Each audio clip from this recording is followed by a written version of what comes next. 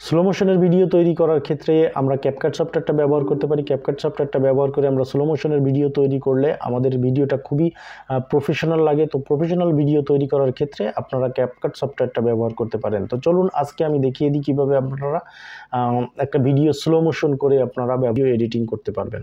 Slow motion video তৈরি করার জন্য আমাদেরকে চলে যেতে হবে ক্যাপকাট সফটওয়্যারে। তো ক্যাপকাট নেওয়ার পরে আপনি জাস্ট নিউ প্রজেক্টে ক্লিক করবেন। নিউ প্রজেক্টে ক্লিক করে এখান থেকে যে ভিডিওটা আপনি স্লো মোশনে দেখতে চান সে ভিডিওটা এখানে সিলেক্ট করে দেবেন। তো আমি এই ভিডিওটাকে সিলেক্ট করে দিলাম, দিয়ে অ্যাডে ক্লিক করলাম।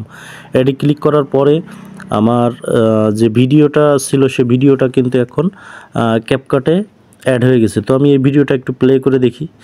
তো এখানে দেখতেছি একজন দৌড়ে আসতেছে। তো আমি জাস্ট এই ভিডিওটাকে স্লো মোশনে ভিডিওটাকে আমি আউটপুট করব।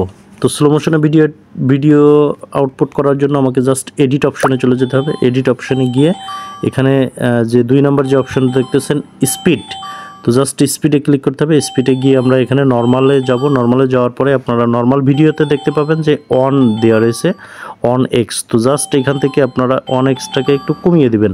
তো আমি 0.5x দিলাম, দেওয়ার পরে এখানে টিক মার্কস দিলাম। এখন আমি এখানে জাস্ট ভিডিওটাকে প্লে করে দেখি। এই আমার ভিডিওটা এখন স্লো মোশনে তৈরি হয়ে গেছে। তো এভাবে আপনারা চাইলে যে কোনো ভিডিওকে স্লো মোশনে তৈরি করতে পারেন ক্যাপকাট সফটওয়্যার ব্যবহার করে।